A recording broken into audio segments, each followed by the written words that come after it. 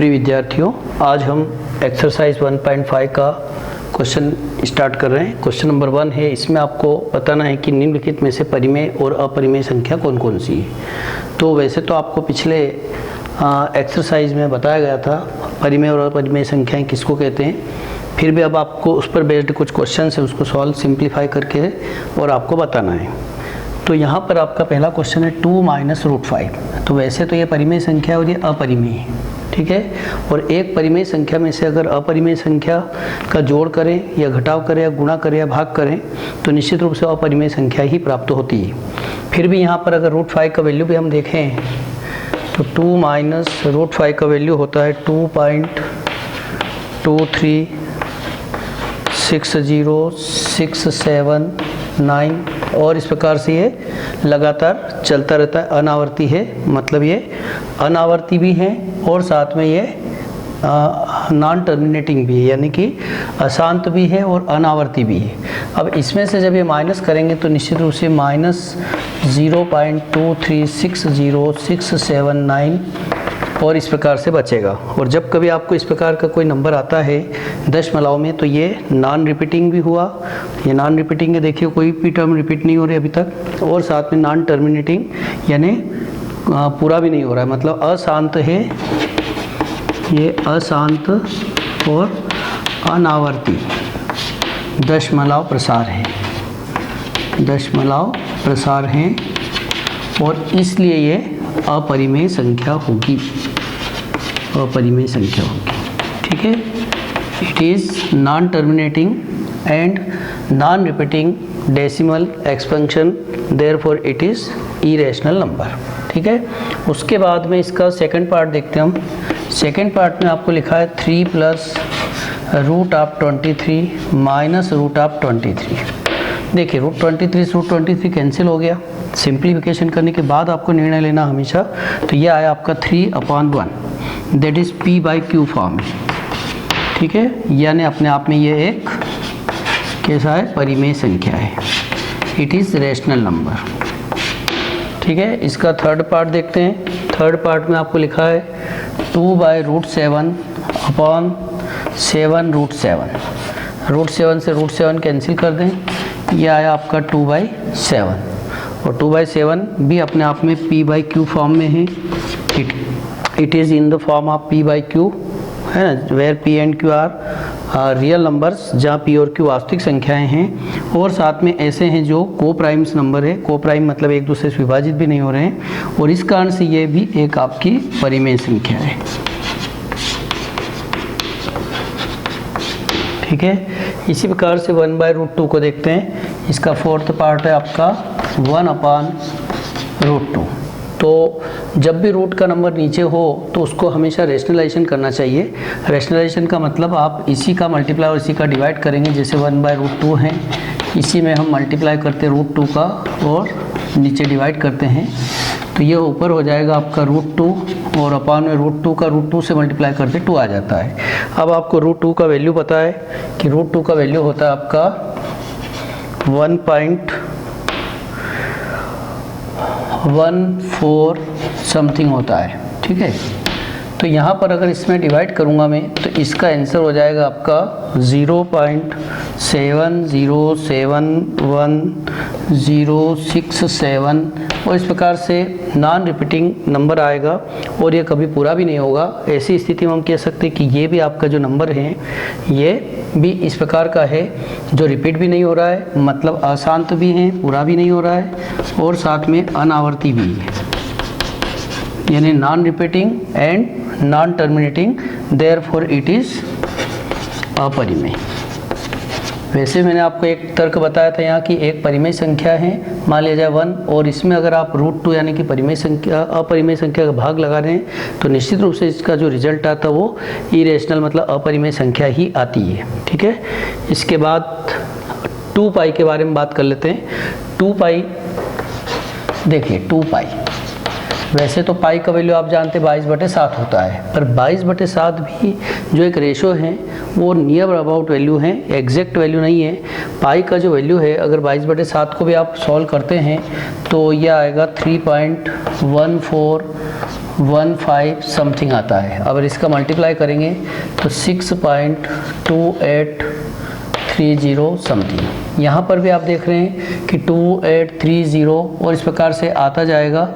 और ये भी आपका अशांत है और साथ में अनावर्ती है, मतलब ये भी कभी कम पूरा भी नहीं होगा, यानी नॉन टर्मिनेटिंग भी है और साथ में नॉन रिपीटिंग भी है। Therefore it is also irrational number, इसलिए ये भी एक आपका अपरिमेय संख्या होगी। ठीक है, तो ये क्वेश्चन नंबर 1 में 5 पार्ट थे।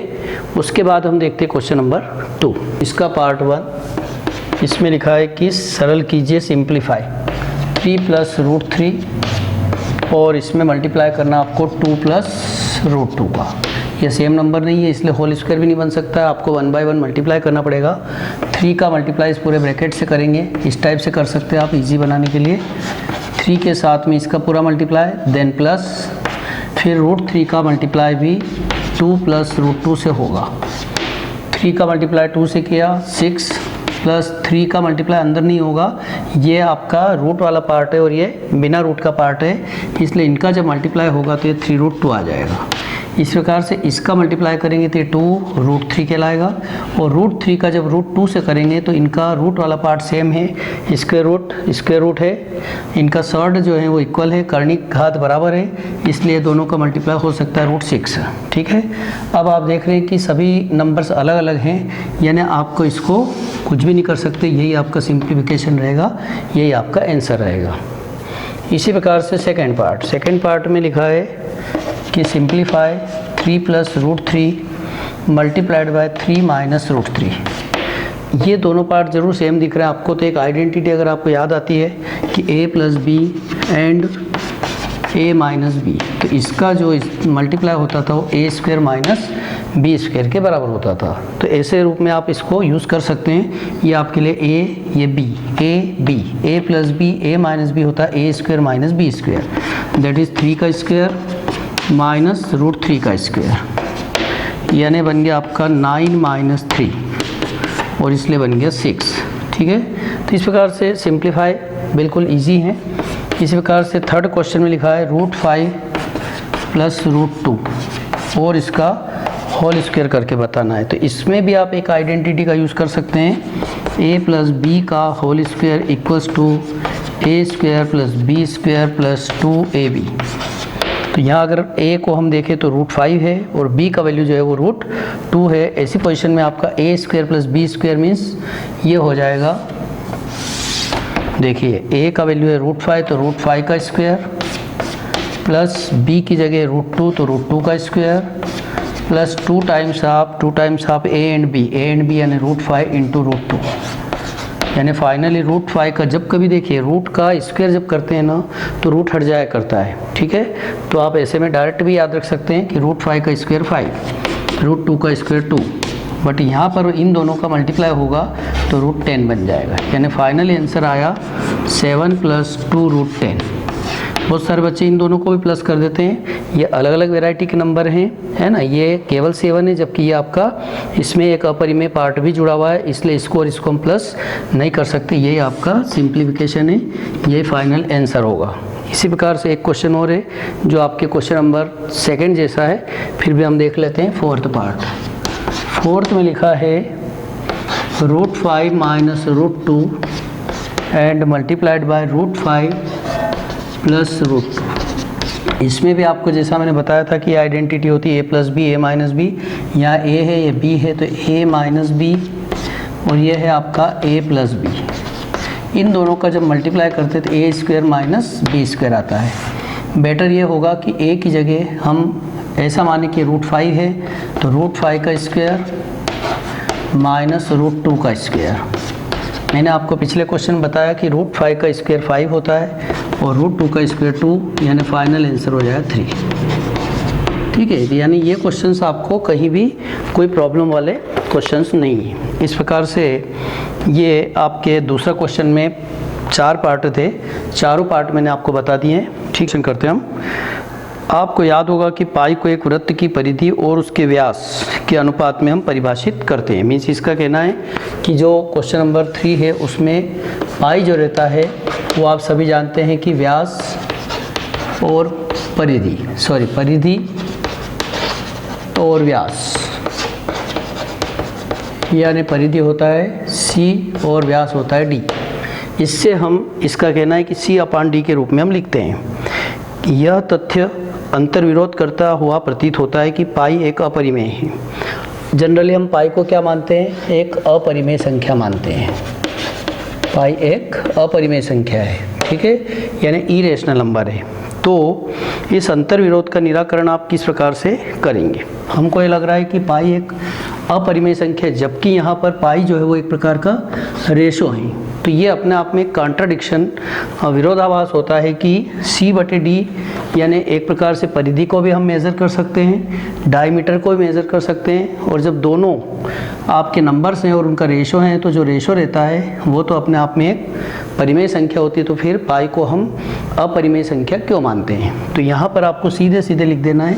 क्वेश्चन केवल नॉलेज बेस्ड है और आपको याद रखना है कि पाई को हमेशा अपरिमेय संख्या के रूप में ही परिभाषित करते हैं, मीन्स इरेशनल नंबर ही होता है। पर इसका रीज़न, इसका लॉजिक ये देना है कि जो C है वो परिधि है, और परिधि का जो मेज़रमेंट होता है, परिधि आप जानते हैं वृत्त होता है, तो इसमें जो ये पार्ट रहता है ये आपका परिधि या पेरीमीटर कहलाता है या सरकमफ्रेंस होता है। तो इसका जो मेज़रमेंट होता है वो एक्यूरेट आप प्राप्त नहीं कर सकते, मतलब एग्जैक्ट वैल्यू प्राप्त नहीं कर सकते हैं, यानी निश्चित मान इसका प्राप्त नहीं होता है। क्योंकि जो इंस्ट्रूमेंटल ज्योमेट्री के इंस्ट्रूमेंट चाहे स्केल से या किसी अन्य साधन से हम नाप करें तो नियर अबाउट यानी कि लगभग वैल्यू प्राप्त होती है, ये फिक्स वैल्यू नहीं है। इसी प्रकार से जो डायमीटर है ये भी आपका पॉइंट में भी आ सकता है, यानी कि दशमलव में भी आ सकता है, एग्जैक्ट ये भी नहीं होता है। और जब दोनों ही एग्जैक्ट नहीं है तो जो इनका अनुपात है वो भी अपने आप में एक परिमित राशि या निश्चित राशि प्राप्त नहीं होगी। इसलिए निश्चित रूप से पाई को हम एक परिमेय संख्या नहीं मान सकते हैं। पाई अपने आप में एक अपरिमेय संख्या ही होती है।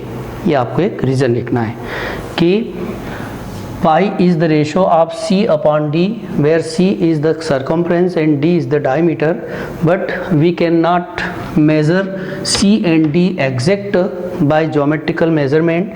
Therefore, if C and D are not exact value, therefore C/D is not a rational number, therefore it is irrational number।